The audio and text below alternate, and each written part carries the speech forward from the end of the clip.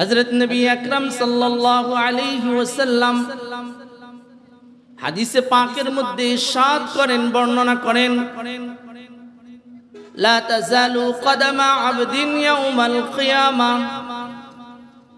হাত্তা ইউসআলা আন উমরিহি ফীমা আফনাহ ওয়া আন ইলমিহি ফীমা আমিলা ওয়া আন মালিহি মিন আইনা ইকতাসাবা وفيما أنفق وعن جسمه فيما أبلى নবী আকরাম সাল্লাল্লাহু আলাইহি ওয়াসাল্লাম হাদিসে পাকের মধ্যে বলেন, আল্লাহ তাবারাকা ওয়া তাআলা যখন কিয়ামতের ময়দানে হিসাব নেওয়ার জন্য বিচারকের আসনে বসবেন, ঘোষণা দিবেন, লিমানিল মুলকুল ইয়াউম লিল্লাহিল ওয়াহিদিল কাহ্হার।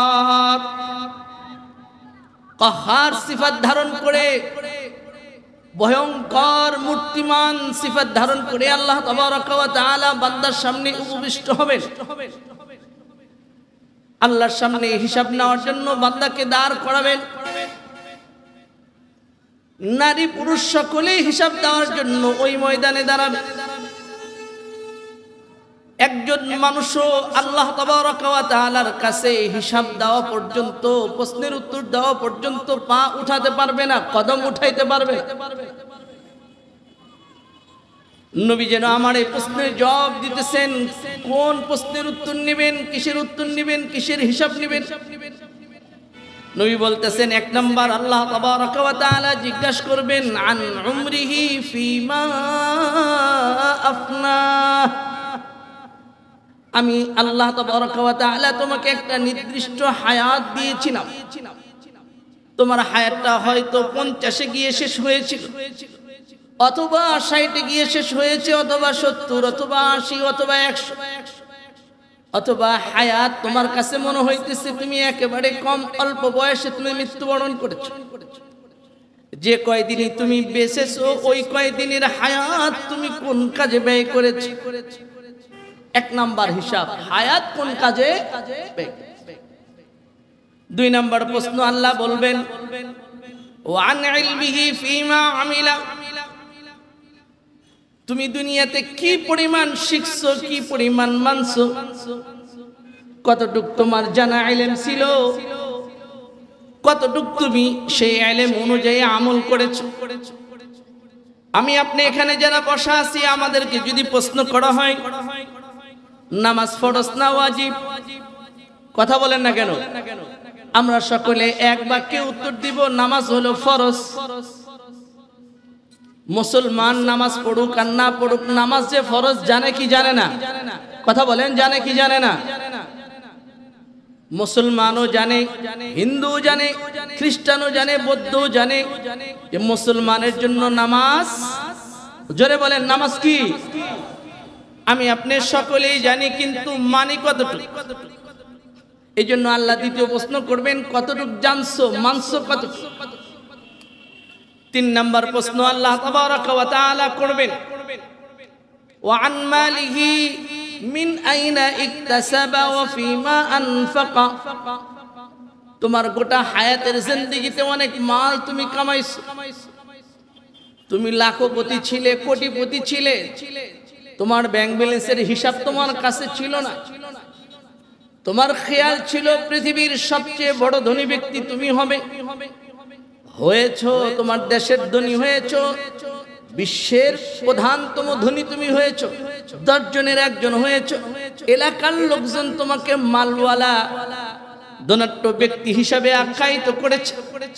তুমি এই মালটা কোন পথে কামাই করেছো, আর এই মালটা তুমি কোন পথে ব্যয় করেছো? প্রশ্ন সোজা, মাল কোন পথে কামাই করেছো?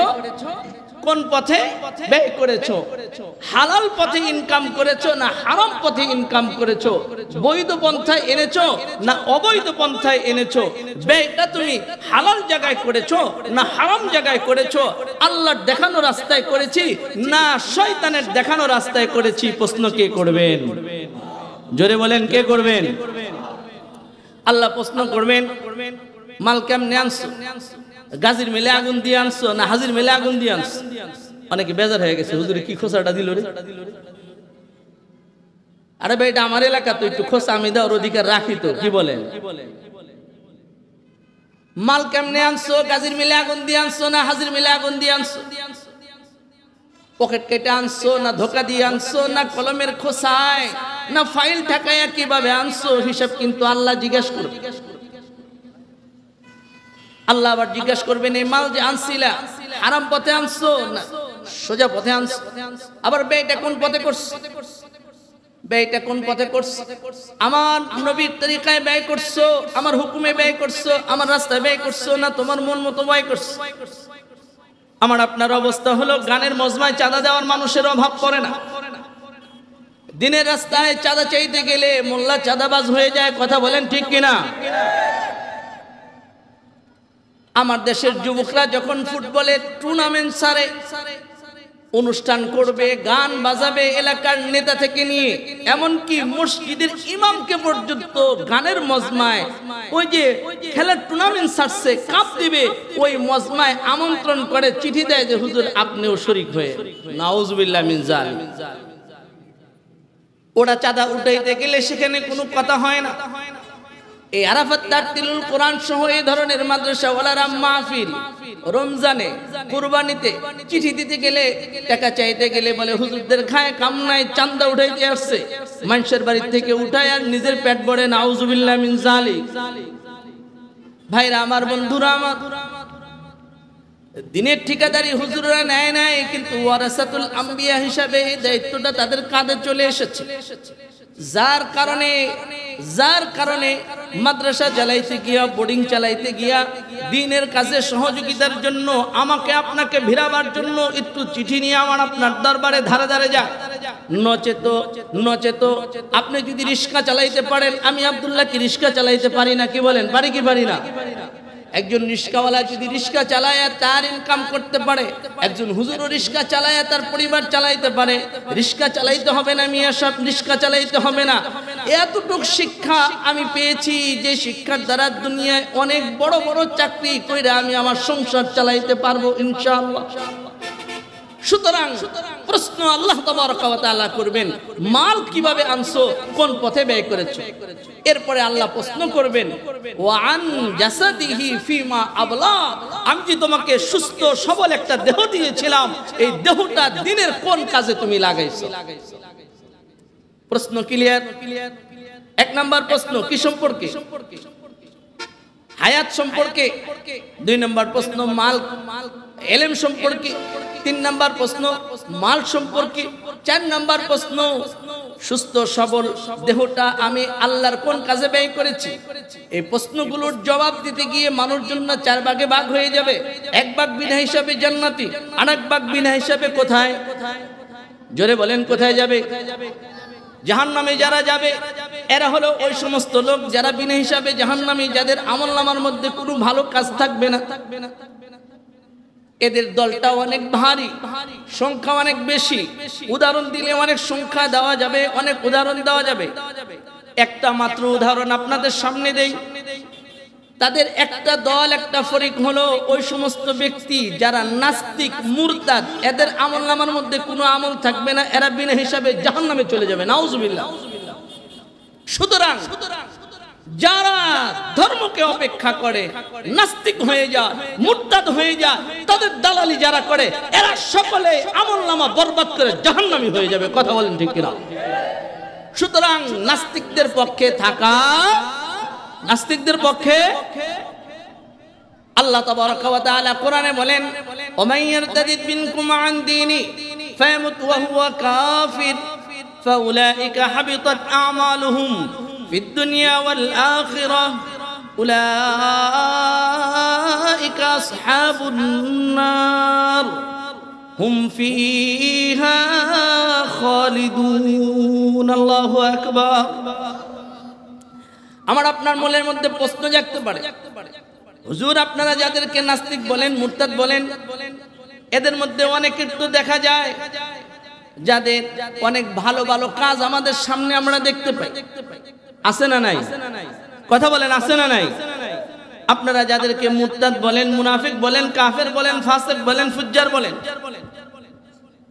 এমন অনেক কাফের আছে যে তার সম্পদের পুরাটাই গরিব দুঃখীদের জন্য দান করে গেছে, এরকম আছে না নাই? এমন অনেক মানুষ পাওয়া যাবে নিজের মাল তো দান করছেই, বেশি বুঝতে গিয়া বেশি আবেগ দেখাইতে গিয়া নিজের বডিটাও দান করে দিয়ে গেছে যে আমার মরার পরে চিকিৎসা বিজ্ঞানের কাজে লাগাবার জন্য আমার দেহটাও দান করে গেলাম, এরকম মানুষ আছে না? অল্প কিছুদিন আগে করোনার পরবর্তী সময়ে এক ভদ্রলোক মারা গেছেন, নাম বলবো না। উনিও কিন্তু দেখতে কাজে কর্মে অনেক ভালো কথা, ভালো কাজ দেখাইছেন, কিন্তু ওনার ইমানের ব্যাপারে ওলামায়ে কেরাম সন্দেহ করেছেন, ওনার কথার মধ্যে ঝামেলা ছিল। উনিও মরার সময় বলে গেছে যে আমার দেহটা ওই ছেলেরা যারা চিকিৎসা বিজ্ঞান নিয়ে পড়াশোনা করে ওরা যেন ওদের কাজে লাগায়, কিন্তু এটা গ্রহণ করা হয় নাই, মাটির মধ্যেই চাপা দেওয়া হয়েছে। কথা বলেন ঠিক কিনা? হুজুর অনেক ভালো কাজ তো করে, এদের ভালো কাজের কোনো দাম নাই। আপনি তো বললেন আমলনামার মধ্যে কোনো নেক কাজ না থাকলে সে জাহান্নামে যাবে, তার আমলনামার মধ্যে তো নেক কাজ আছে। আল্লাহ বলেন ওই নেক কাজের কোনো দাম নাই। বুঝাবার জন্য একটা উদাহরণ দেই আপনাদেরকে, সকলে এদিকে মুতাওয়াজ্জু হন, উদাহরণ বুঝেন। উদাহরণ, নামাজের জন্য কি করতে হয়? কথা বলে না, কি করতে হয়? আরে হাত গুটানি দেখে তো বোঝা যায় যে হুজুর কি বুঝতে চায়। নামাজের জন্য কি করতে হয়? ওযু ছাড়া নামাজ হয় নাকি? লা সালাতা লিমান লা ওযু আলাহু, যার ওযু নাই তার নামাজ নাই। যার ওযু নাই, ওযু ছাড়া সারা জীবন নামাজ পড়লে এক পয়সার দামও নাই। ওযুর ফরজ কয়টি? জোরে বলেন না, ওযুর ফরজ কয়টি? মুখস্থ করেন। ওযুর ফরজ 4টি। আরে ভাই কোন মুখস্থ করেন না যে মুক্তবে ছেলেদেরকে দিলে ওরাই বলে ফেলবে। ওযুর ফরজ কয়টা? 4টা। কয়টা? 1 নাম্বার, সমস্ত মুখ ধৌত করা, মাথার চুলের গোড়া থেকে থুতির নিচ পর্যন্ত, এক কানের লতি থেকে আর এক কানের লতি পর্যন্ত। 2 নাম্বার, এই যে উভয় হাতের এই যে উঁচু জায়গায় কোণে, এখান থেকে নিয়ে পর্যন্ত পুরাটা ধৌত করা, উভয় হাত। 3 নাম্বার, মাথার 4 ভাগের 1 ভাগ মাসে করা, 4 ভাগের 1 ভাগ মাসে করা। 4 নাম্বার, এই যে পা আছে, পায়ের এই উঁচু জায়গাটাকে বলা হয় টাকনু, এই টাকনু সহ উভয় পাও ধৌত করা। যদি এই কাজগুলো করার ক্ষেত্রে মানুষ ত্রুটি করে, কৌতাহি করে, হাত দুই দিকে একটু ছাড়ছে, পাও দুই দিকে একটু ছাড়ছে, মুখ দুই দিকে একটু ছাড়ছে, ওযু হবেনি? হবেনি? হবে না। এতক্ষণ ওযুর মাসলা বুঝছেন তো? এবার আমি প্রশ্নের উত্তর দেওয়ার জন্য উদাহরণ টানতেছি। মনে করেন একজন ওযু করলো, ওযু করতে গিয়ে সুন্দর করে বদনায় পানি নিয়ে মুখটা ধৌত করলো, মুখটা ধৌত করে আবার হাতটাও ধুইলো, হাতটা ধৌত করা শেষ, মাথাটাও মাসে করলো, বাকি আছে আর কয় ফরজ? কথা বলেন, কয় ফরজ বাকি আছে? 1 ফরজ। আদায় করছে কয় ফরজ? বেশি করছে না কম করছে?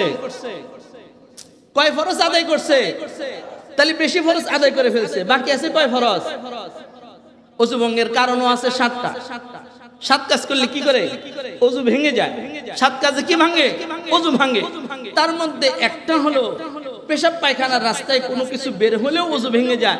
কেউ যদি নিঃশব্দে ছোট্ট করে বায়ু ছেড়ে দেয়, তারও কি হয়ে যাবে? ওযু। কথা জোরে বলেন, কি হয়ে যাবে? ভেঙে যাবে। তো মনে করেন যিনি মুখও ধুইছে, হাতও ধুইছে, মাথাও মাসে করছে, বাকি আছে কয় ফরজ? আর 1 ফরজ। ঠিক এই মুহূর্তে মনে করেন যে ছোট্ট করে একটু বায়ু ছেড়ে দিল, তাহলে কি তার বিগত 3 ফরজ আছে না গেছে? জোরে বলেন, আছে না গেছে? ঠিক তেমনি ভাবে কেউ যদি সারা জীবন ভালো কাজ করলো, হজ করলো, নামাজ পড়লো, যাকাত দিল, গোটা মাল আল্লাহ রাস্তায় খরচ করলো, কিন্তু মরার আগে বা পরে ঈমান ভঙ্গের ছোট্ট একটা কাজ করলো, যার দ্বারা তার ঈমান ভেঙে গেল, মুরতাদ হয়ে গেল, এই 4 ফরজের 3 ফরজ আদায় করার পরে ছোট্ট বায়ু বের হয়ে গেলে যখন পিছনের 3 ফরজের কোনো দাম থাকে না, ঠিক তেমনি ভাবে সারা জীবন নেক ইবাদত করার পরে মরার আগে কোনো এক সময় কোনোভাবে যদি এমন কোনো কথা বলে যে কথার দ্বারা ঈমান চলে যায়, মুরতাদ হয়ে যায়, নবী হাদিসেও বলছেন, আল্লাহ কোরআনে ডাইরেক্ট বলতেছেন, ওমাইয়ারতাদিদ মিনকুম আন দীনি ফায়ামুত ওয়া হুয়া কাফির ফাউলাইকা হাবিতাত আমালুহুম।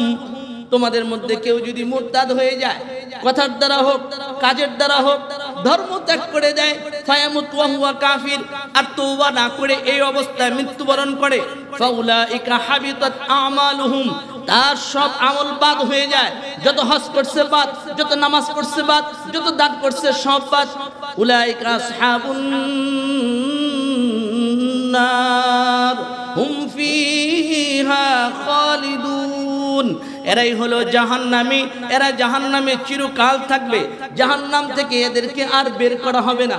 নাউজুবিল্লাহ বলেন। তাহলে 1 নম্বর দল যারা বিনা হিসাবে কই চলে যাবে? জান্নাতে চলে যাবে, যাদের আমল নামায় কি নাই? গুনাহ নাই।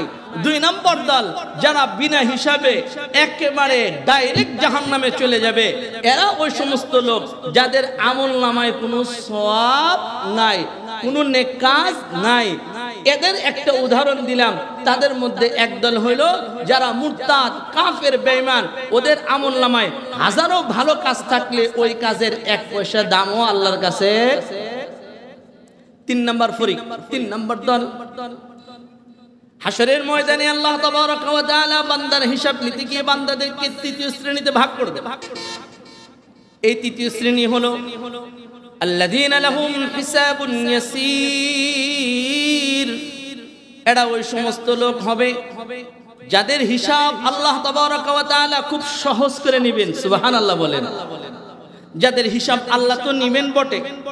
আগের 2 দল, এক দলের হিসাব নেয় জান্নাতি, আরেক দলের হিসাব নেয় জাহান্নামী। 3য় দল যাদেরকে আল্লাহ তাবারক ওয়া তাআলা হিসাব নিবেন বটে, তবে হিসাবটা আল্লাহ তাবারক ওয়া তাআলা নিবেন একেবারে সহজ করে। সুবহানাল্লাহ। সহজ হিসাবটা কেমন হবে? হযরত আয়েশা রাদিয়াল্লাহু তাআলা আনহা নবী আকরাম সাল্লাল্লাহু আলাইহি ওয়াসাল্লামের কাছে আয়াত সম্পর্কে জিজ্ঞাসা করলেন।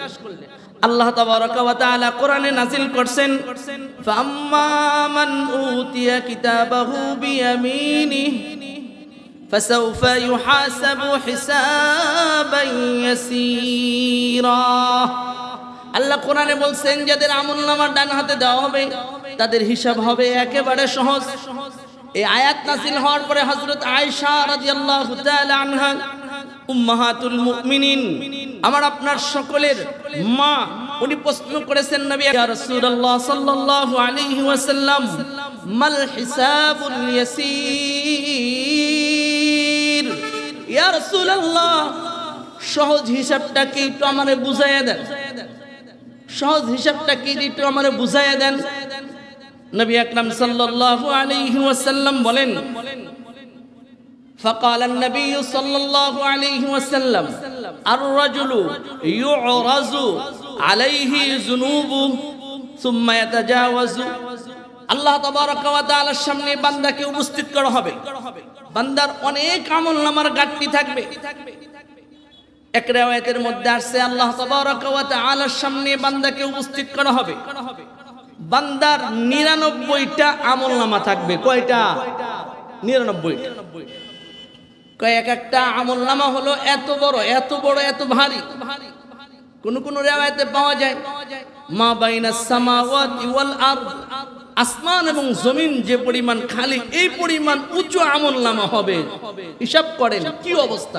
আবু বস, এত উঁচু উঁচু আমলনামা, এত উঁচু উঁচু আমলনামা। আরেক riwayat-এ আছে ওই আমলনামা এত লম্বা হবে, মানুষের দৃষ্টি যত দূর পর্যন্ত যায় আমলনামা ওই পরিমাণ লম্বা হবে। এরকম লম্বা আমলনামা, এর সবগুলো গুনাহে ভরা, এই সবগুলো গুনাহে ভরা। বান্দা জাহান্নামী হয়ে যাবে, বান্দার জন্য জাহান্নাম চলে আসবে। এদিকে খেয়াল করি, কাজ হবে। 99টা আমলনামা, এরকম লম্বা এবং মোটা, এই সবগুলোর মধ্যে গুনাহ আর গুনাহ, গুনাহ আর গুনাহ, গুনাহ আর গুনাহ। বান্দার জন্য ফয়সালা জাহান্নাম। ফয়সালা কি? জাহান্নাম। এদিক খেয়াল দেই, বান্দার জন্য ফয়সালা জাহান্নাম। আল্লাহ বলবে দেখো ওর আমলনামার মধ্যে ছোট্টখাটো কিছু পাওয়া যায় কিনা। তো ফেরেশতারা তালাশ তুলাশ করে খোঁজাখুঁজি করে একটা কাগজ পাবে, যে কাগজের মধ্যে লেখা থাকবে কালেমা আশহাদু আল্লা ইলাহা ইল্লাল্লাহ ওয়া আশহাদু আন্না মুহাম্মাদান আবদুহু ওয়া রাসূলুহু লা ইলাহা ইল্লাল্লাহ মুহাম্মাদুর রাসূলুল্লাহ। এবার আল্লাহ তাবারক ওয়া তাআলা বলবেন, এ ফেরেশতারা ওই 99টা আমলনামার খাতা এক পাল্লায় উঠাও, আর এই ছোট্ট কাগজ কালেমাওয়ালা এটা এক পাল্লায় উঠাও। বান্দা এবার বলবে আল্লাহ এটা কেমন বিচার করতেছেন? এই 99টা আমলনামা যে পাল্লায় উঠবে ওই পাল্লা তো এমনি অটোমেটিকলি ভারী হয়ে যাবে, তো এই ছোট্ট কালেমাওয়ালা কাগজের কি দাম হবে? আল্লাহ তাবারক ওয়া তাআলা বলবেন উঠা না বান্দা, উঠা, উঠাইতে দে। 99টা বস্তা একদিকে উঠাবে, ওই কালেমাওয়ালা কাগজটা একদিকে উঠাবে। আল্লাহ তাবারক ওয়া তাআলা নবী হাদিসে বলেন ওই 99 খাতাওয়ালা গাট্টিওয়ালা পাল্লাটা আসমানে উঠা যাবে, আর ওই কালেমাওয়ালা পাল্লাটা জমিনে ঠেকে ভারী হয়ে যাবে। সুবহানাল্লাহ। হযরত আয়েশাকে প্রশ্ন করা হয়েছে, আয়েশা প্রশ্ন করেছেন, নবী বলেন বান্দাকে সামনে যখন উপস্থিত করা হবে তো আল্লাহ তাবারক ওয়া তাআলা বান্দার আমলনামা দেখবেন। দেখা কি বুঝলেন? সুম্মা ইয়াতাজাওয়াজ, আল্লাহ হিসাব নেবেন না, কি করছে না করছে দেখবে না, যা পার করে দিলাম, পার করে দিলাম, খালি আল্লাহ সিগনেচার করে দিবেন, বান্দার হিসাব সহজ হয়ে যাবে, বান্দা জান্নাতে চলে যাবে। সুবহানাল্লাহ। বলতেছিলাম 1 নাম্বার দল বিনা হিসাবে কোথায়? বলেন জাহান্নাম। 2 নম্বর দল বিনা হিসাবে জাহান্নাম। 1 নম্বর দল বিনা হিসাবে জান্নাত, 2 নম্বর দল বিনা হিসাবে জাহান্নাম, 3 নম্বর দল আল্লাহ তাবারক ওয়া তাআলা হিসাব নেবেন। হিসাবটা হবে কি? সহজ, খালি সামনে আনবে খোঁচা দিবে, সামনে আনবে খোঁচা দিবে, এরাও জান্নাতি হয়ে যাবে। আল্লাহ তাবারক ওয়া তাআলা তৌফিক এনায়েত করলে যদি আবার সুযোগ হয় 4 নম্বর দল রয়ে গেল, 1 নম্বর গেছে, 2 নম্বর গেছে, 3 নম্বর গেছে, যদি আল্লাহ তাবারক ওয়া তাআলা আবার সুযোগ দেয় ইনশাআল্লাহ আগামী বছর 4 নম্বর দলের ঘটনা আপনাদেরকে শোনাবো। ওমা তৌফিকি ইল্লা বিল্লাহ।